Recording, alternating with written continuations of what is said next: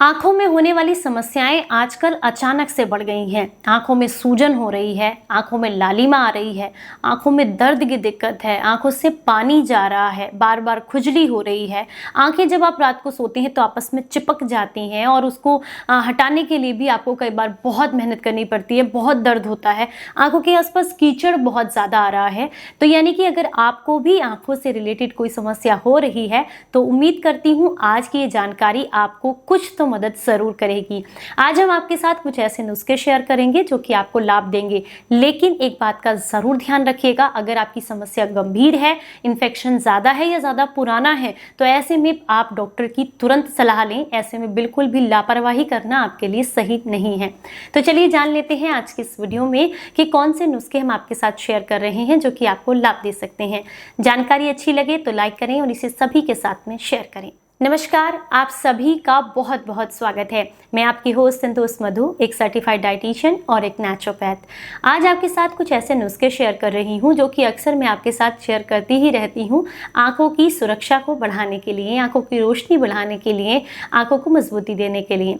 वहीं पर आज मैं आपके साथ कुछ ऐसी चीज़ें शेयर करने वाली हूँ जो कि आजकल जो हो रही है समस्या, आई फ्लू की जो दिक्कत हो रही है, उसमें आपको लाभ दे सकती है। सबसे ज़रूरी जो चीज़ है वो है, अगर आप अपनी आंखों का ध्यान रखेंगे, थोड़ी सावधानी रखेंगे तो इससे आप बच भी सकते हैं। सबसे पहले हम बात करेंगे सावधानी के बारे में। देखिए, हो सकता है आपके घर में किसी को इन्फेक्शन हो, या अगर आपके बच्चे स्कूल जाते हैं तो स्कूल में भी इन्फेक्शन काफ़ी देखने के लिए मिल रहा है। तो एक छोटा सा एक बात का ध्यान रखें कि अपने बच्चों को हो सकता है तो चश्मे पहना करके स्कूल भेजें, ताकि अगर किसी और बच्चे को इन्फेक्शन हुआ है तो उसकी आंखों में ये इन्फेक्शन ना हो। क्योंकि मोस्टली ये देखा गया है, अगर किसी की आंखों में इन्फेक्शन है और आप उसकी आंखों में देखते हैं तो ये उससे फैलता है। तो इसलिए अगर आप बच्चों को चश्मे लगा करके भेजेंगे तो इससे वो इन्फेक्शन फैलने का जो खतरा है वो काफ़ी हद तक कम हो जाता है। इवन ऐसा ही है, अगर आपके घर में किसी को इन्फेक्शन हुआ है तो आप उनको बोले कि वो चश्मा पहन कर रखें, छोटे बच्चों से दूर रहें और किसी की भी आंख में ना देखें, ताकि ये इन्फेक्शन उनसे दूसरों तक ना पहुँचे। ये तो सावधानी की हमने बात की। और समय समय पर अपनी आंखों की सफाई ज़रूर करते रहें। आंखों की सफाई करने के लिए आपने ठंडा पानी लेना है। ठंडे पानी के अंदर आपने थोड़ी सी हल्दी डालनी है और हल्दी डाल करके आपने 2 कॉटन के पैड बना करके उसके अंदर डिप करना है।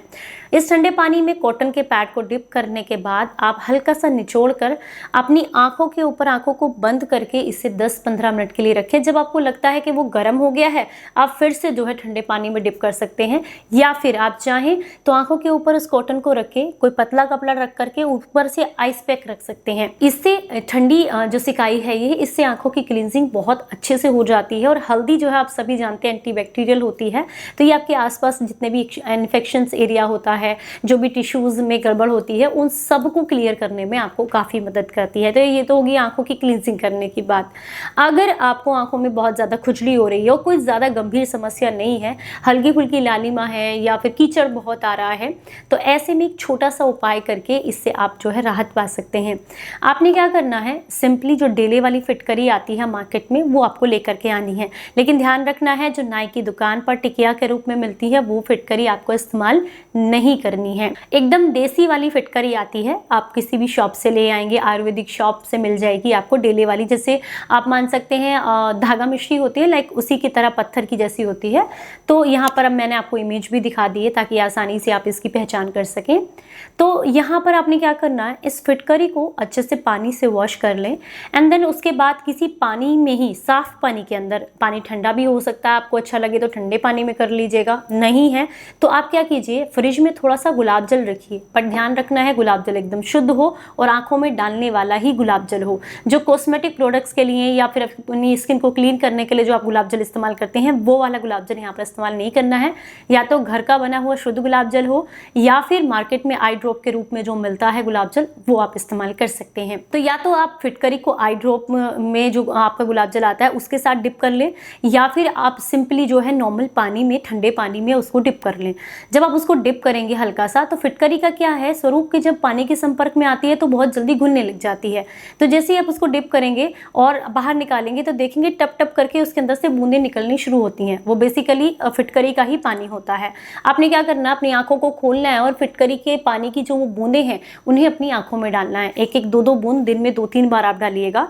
इससे आंखों की क्लिनजिंग होगी, सूजन कम होगी, खुजली कम होगी, लालिमा कम होगी, आंखों से अगर पानी आने की दिक्कत हो रही है तो वो समस्या दूर हो जाएगी और आपको काफ़ी लाभ मिलेगा। तो ये तो एक मैंने छोटा सा उपाय आपको बता दिया है। इसके अलावा अगर आप अपनी आंखों की चाहते हैं कि हम आई फ्लू से या इस तरह की दिक्कत से बचे रह सकें, हमारे बच्चे बचे रह सकें, तो आप क्या कीजिए, मार्केट में जो मिलता है आंखों में डालने वाला गुलाब जल, वो बेसिकली आपको किसी भी स्टोर से मिल जाएगा, वो लेकर के आइए। साथ में क्या कीजिए, आप लोहे का तवा लीजिए, तवे के ऊपर थोड़ी फिटकरी डाल करके उसको भून लीजिए। फिटकरी जब भूनती है तो थोड़ा लिक्विड फॉर्म में आ जाती है। उसके बाद जब उसका पानी सूख जाए तो वो पाउडर के फॉर्म में चली जाएगी। देन उसको रगड़ करके किसी साफ कपड़े से कपरछन कर लीजिए। अब आपने क्या करना है, मात्र 2 ग्राम की मात्रा में आपने ये फिटकरी का पाउडर लेना है और साथ में आपको यहाँ पर जो है लगभग आप मान के चलिए 30 ml या 40 ml आपको गुलाब जल चाहिए, जिसे किसी साफ बर्तन में कांच के आप दोनों को आपस में मिक्स कर दीजिए।